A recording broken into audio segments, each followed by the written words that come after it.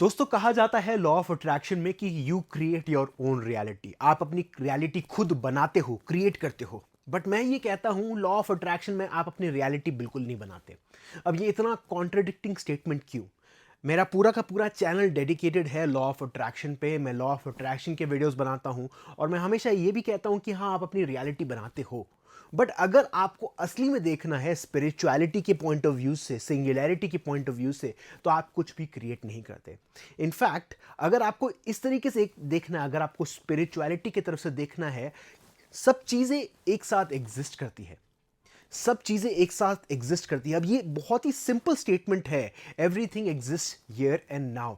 But अगर आप इस प्रिंसिपल को अपने विजुअलाइजेशन में लगाते हो, अपने मैनिफेस्टेशन में लगाते हो, प्रोसेसेस में लगाते हो, तो ये छोटा सा शिफ्ट मैसिव हो सकता है आप लोगों के लिए। क्योंकि मेरी लाइफ में ये मैसिव रहा, क्योंकि मैं हर बार सोचता था कि यूनिवर्स मेरे से अलग है। हम ये सोचते हैं कि हम यहां पर खड़े हैं और यूनिवर्स बाहर है। अब यूनिवर्स एक अनजानी चीज है जो हमको देखती है, परखती है और डिसाइड करती है कि हाँ, आज जतिन ने अच्छा काम किया। आज उसने बोला था कि आज वो वीडियो बनाएगा और उसने वीडियो बनाया, तो वो अपने गोल्स पे आगे बढ़ रहा है, तो चलो उसको वो चीज दे ही देते हैं। वो जो उसका गोल है उसको दे ही देते हैं। बट उस तरीके से काम नहीं करती रियलिटी। बाहर हमको देखकर कोई भी देता नहीं है। हमारा पूरा का पूरा व्यू पॉइंट, इनफैक्ट इंडियंस में, या आप देखोगे, पूरा का पूरा व्यू पॉइंट अथॉरिटेटिव है। मतलब बाहर का कोई बोलता है तो हम मान लेते हैं। आप देखिए, कल्चरली अगर घर पे कोई बड़ा आता है तो हम क्या करते हैं, उनके पैर छूते हैं, उनको नमस्ते करते हैं। और मंदिर जाते हैं तो सिर टेकते हैं। उसमें कोई खराबी नहीं है, बट अथॉरिटेटिव व्यू है। मतलब हम हमेशा एक बाहर की अथॉरिटी को बहुत ज़्यादा वैल्यू देते हैं। अगर आज आपके घर पे एक बहुत बड़ा बिजनेसमैन आता है जिसने करोड़ों रुपए कमाए हैं, वो आपको आज आके बोलता है कि तू अपनी डिग्री छोड़ दे, तेरे को ये चीज़ करनी चाहिए, तो आप उसकी बात सीरियसली लेने लग जाओगे, चाहे आपने अपनी डिग्री में 5 साल ही ना बिताए हो। क्योंकि एक अथॉरिटी है बाहर जो आपको देखकर कुछ बोलती है और आप बोलते हो कि हाँ, इसने किया है तो यार सही ही होगा, या फिर अगर ये बोल रहा है तो सही ही होगा। हम हमेशा ऊपर वाले को इंप्रेस करने में लग जाते हैं। बात यह है कि पूरी की पूरी रियलिटी ऐसे काम नहीं करती। बाहर आपको खड़े होकर कोई जज नहीं कर रहा, कोई बोल नहीं रहा कि आज तूने अच्छा काम किया है, तेरे को ये चीज मिलेगी, कल तूने ये अच्छा काम किया था, तेरे को वो चीज मिलेगी। उस तरीके से रियलिटी काम नहीं करती, क्योंकि बाहर की रियलिटी और अंदर की रियलिटी दोनों एक ही चीज है दोस्तों। हम ये बोलते हैं ना कि हम मंदिर जाते हैं, हम माथा टेकते हैं, हम मंदिर में हम अपना सिर झुकाते हैं, बोलते हैं भगवान मुझे ये प्लीज चीज दे दो, मुझे ये एग्जाम में पास करा दो, मुझे वो चीज दे दो, मैं ये करूंगा, मैं वो करूंगा। बट उस तरीके से काम नहीं करता। मेरे को याद है कि मैं जब छोटा था और मैं टीचर को टीचर पेपर बांटती थी, हर किसके मार्क्स देती थी।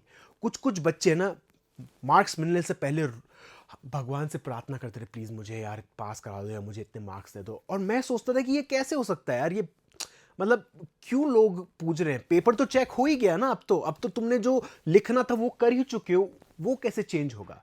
बट देखा जाए तो मैं थोड़ा बहुत गलत था, क्योंकि एक चीज पे गलत था और एक चीज पे सही था। गलत कौन सी चीज थी? गलत ये चीज थी कि रियलिटी जो है एक साथ एग्जिस्ट करती है। तो एक पेपर जो है, एक आंसर जो है, उसमें शायद मेरे को 80% मिलेंगे और दूसरे में शायद मुझे 70% मिलेंगे। वो जो पर्सन प्रार्थना कर रहा था, प्रे कर रहा था, वो ये सोच रहा था कि प्लीज मुझे 80% दे दो। बट प्रॉब्लम यह है कि वो किसी और से मांग रहा था। प्रॉब्लम प्रेयर में ये आती है, हम ये बोलते हैं कि भगवान प्लीज मुझे ये लाइफ में वो कोई चीज दे दो, बट उस तरीके से काम नहीं करती लाइफ। जब भी कभी हम प्रेयर करते हैं, आपने नोटिस किया होगा, कभी भजन पढ़ते हैं, हम क्या बात करते हैं? हम कभी भी मांगने की बात नहीं करते। हम क्या कर रहे हैं? सामने वाले की बड़ाई कर रहे हैं कि आप पवन पुत्र हनुमान हो, आप ये हो, या वो अल्लाह ये है, गुरु नानक ये है। हम उसकी बड़ाई करते हैं, उसकी अच्छाई की बात करते हैं। हम पॉजिटिव पे फोकस कर रहे हैं। अब यहाँ पर लाइट चली गई है, बट मेरे ख्याल से लाइटिंग फिर भी सही है, तो मैं वीडियो कंटिन्यू रखता हूँ। तो हम पॉजिटिविटी पे फोकस करते हैं, हम अंधेरे पे ध्यान नहीं देते, हम रोशनी पे ध्यान देते हैं। तो उस तरीके से काम करती है प्रेयर। हमेशा हमको वो पॉजिटिविटी पे ध्यान देना है।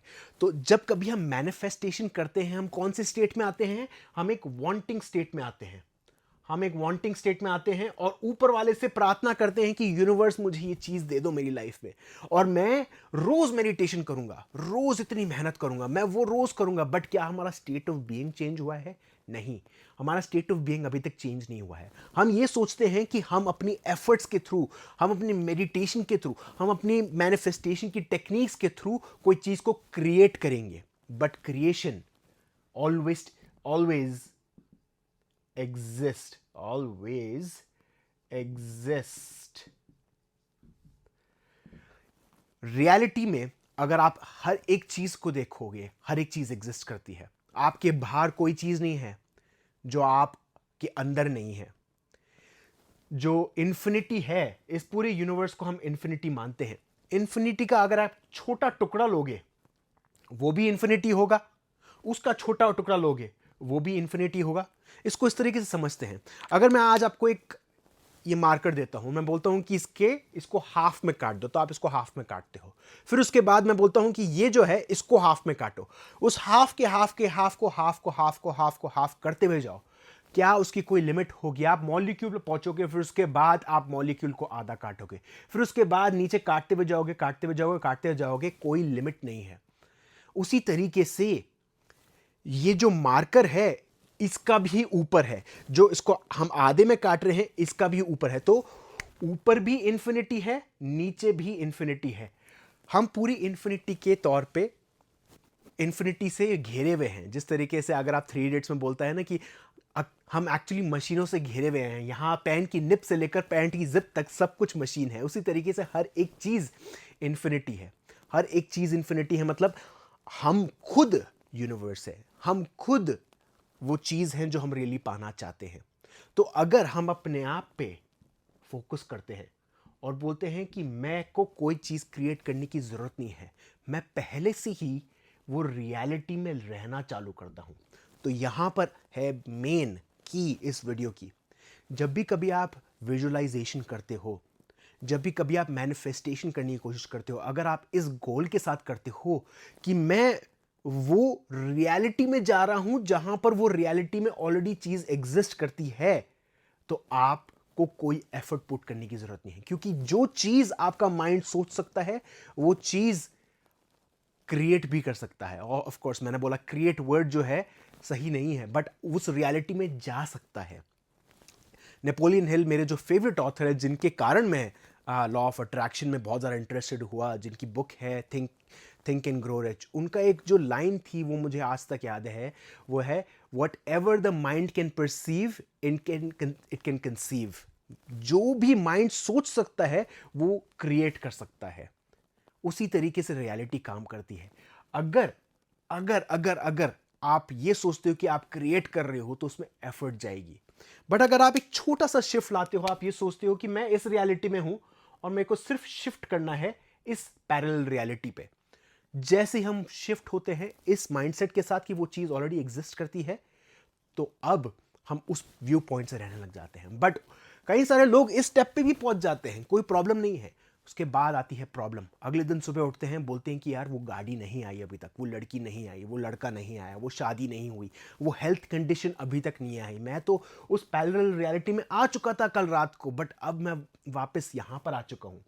प्रॉब्लम ये आती है कि हम बार बार स्कोर लेते हैं, हम बार बार चेक करते हैं कि वो चीज आई क्यों नहीं। वो लैक, वो मिसिंग चीज पे ज्यादा हमारा फोकस जाता है। और जब जब हमारा फोकस जाता है, हमारा काम एक्चुअली ये रहना चाहिए कि बार बार अपने माइंड को यहां पर लाना। नहीं नहीं नहीं, मैं वैसे ही उस रियलिटी में जी रहा हूं, वो अभी तक आई नहीं है क्योंकि थोड़ा टाइम लग रहा है, बट वो एक्चुअली इस रियलिटी में है। अपने माइंड को कन्विंस करना है, ना कि बार बार लैक में सोचना। और फिर लैक में जाकर क्या करते हैं, हम बोलते हैं कि चलो यार कोई नया यूट्यूब वीडियो ढूंढते हैं, कोई नई बुक ढूंढते हैं, शायद वहां पर आंसर लिखा हुआ आएगा।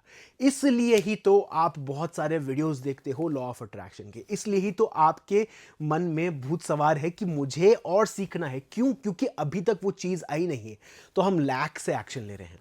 अगर आपको सीखना है उसमें कोई खराबी नहीं है, क्योंकि लॉ ऑफ अट्रैक्शन एक एजुकेशन है। उससे हमको अपने बारे में पता चलता है, इस यूनिवर्स के बारे में पता चलता है। कौन से पॉइंट ऑफ व्यू से आते हो कि आपको सीखना है, या अभी तक आपको वो सीक्रेट नहीं पता, वो सीक्रेट नहीं पता इसलिए आप और सीखना चाहते हो। बस यहीं पे ही है। चाहिए तो ये आपका लास्ट वीडियो हो सकता है, उसके बाद और कुछ देखने की ज़रूरत नहीं है, क्योंकि यही है पूरा का पूरा सार लॉ ऑफ अट्रैक्शन का। मैं आने वाले टाइम पे नए कोर्सेज लाऊंगा, नई नई चीज़ें लाऊंगा, बट आपको वो चीज़ लेने की ज़रूरत नहीं, कुछ खरीदने की ज़रूरत नहीं, कोई सेशन लेने की ज़रूरत नहीं, किसी से भी सुनने की ज़रूरत नहीं है। अगर आप ये सिंपल पीस फॉलो करते हो, जिस रियलिटी में आप हो, आपको सिर्फ और सिर्फ अपने आप को कन्विंस करना है कि वो चीज़ एग्जिस्ट करती है। सिंपल। ऑफ कोर्स हमारा माइंड बहुत इंक्विजिटिव है, बहुत ही क्यूरियस है, तो चीज़ें जानने की कोशिश करेगा और उसमें कोई खराबी नहीं है। हमको अपने आप को अपडेटेड रहना इस नॉलेज के बारे में अच्छी बात है, उसमें कोई खराबी नहीं है। बार बार अपने माइंड को याद दिलाइए कि जो रियलिटी मैं चाहता हूँ वो एग्जिस्ट करती है, मेरे को बस अपने आप को शिफ्ट करना है उस रियलिटी में, और जैसे ही आप शिफ्ट करते हो वो चीज़ क्रिएट होने लग जाती है। एक और इंपॉर्टेंट चीज़ है दोस्तों, कई सारे लोग बोलते हैं कि सर कब तक आएगी वो चीज़, व्हेन विल इट कम। अब वो व्हेन विल इट कम कहां से आती है दोस्तों? आती है वांटिंग से। हम वापस यहां पर आ गए, इस रियलिटी में आ गए जहां पर वो चीज़ एग्जिस्ट नहीं करती, और इनफैक्ट हम उसमें और ज़्यादा गहरे जाते हुए जाएंगे, डीप जाते हुए जाएंगे। जिस तरीके से हमारा लॉ ऑफ अट्रैक्शन काम करता है, हम स्पाइरल डाउन करते हुए जाएंगे उस रियलिटी में जहां पर हमको वो वांटिंगनेस क्रिएट होती रहेगी। उसमें कोई खराबी नहीं है, क्योंकि हम कभी ना कभी उससे बाहर आएंगे, ये रियलाइज़ करेंगे कि हम काफ़ी टाइम से वांटिंग में थे, और जितना वांटिंग होगी इतना ज़्यादा स्ट्रांग डिज़ायर होगा। बस उस डिज़ायर को थोड़ा धीरे कम करना, उसकी वॉल्यूम कम करनी है, ताकि वो चीज़ को हम अलाउ कर पाए हमारी लाइफ में आने के लिए। जैसे हम रेजिस्टेंस कम करते हैं ऑफ व्हाट इज, जितना हम अपनी रेजिस्टेंस कम करते हैं what is, what wants to come comes. जैसे हम अपनी रेजिस्टेंस कम करते हैं इस मोमेंट को लेकर कि यार मेरे को वो चीज़ चाहिए, और एक बार हम बोलते हैं चलो ठीक है यार मुझे चीज़ चाहिए, वो नहीं आई अभी तक, ठीक है नहीं आई, शायद कभी नहीं आएगी। जैसे हम अपने आप को थोड़ा बहुत कन्विंस कर लेते हैं ना कि हाँ यार वो रेजिस्टेंस को हम पूरी तरह से फेस कर ही लेते हैं, तब लाइट चालू होती है, तब आप वो रियलिटी में जाते हो जहां पर वो चीज़ आती है। अब ये लाइट मैं खुद नहीं कर रहा दोस्तों, ये बल्ब थोड़ा ढीला है, अपने आप लाइट परफेक्ट टाइम पे चालू हुई है और परफेक्ट टाइम पे बंद हुई है। तो इस वीडियो को इधर ही रोकते हैं दोस्तों। कोई क्वेश्चंस हैं आप कमेंट बॉक्स में पोस्ट कर सकते हैं। आने वाले टाइम पे मैं कोर्सेज लाने वाला हूं जो आपको बहुत ज़्यादा इंटरेस्टिंग लगेंगे, कुछ नई नई इन्फॉर्मेशन लाने वाला हूं, कुछ नई नई चीज़ें मेरे को सीखने को मिली है। मेरे अभी रिसेंटली मैंने कुछ सेशंस लिए थे जहां पर मुझे कुछ चीज़ें सीखने को मिली है, मैं आप लोगों के साथ शेयर करना चाहता हूं। तो कोई क्वेश्चंस हैं तब तक नीचे पोस्ट करिए। अगर आप मेरे चैनल को फॉलो नहीं कर रहे तो प्लीज़ सब्सक्राइब का बटन दबाइए और दोस्तों के साथ शेयर करिए। Thank you.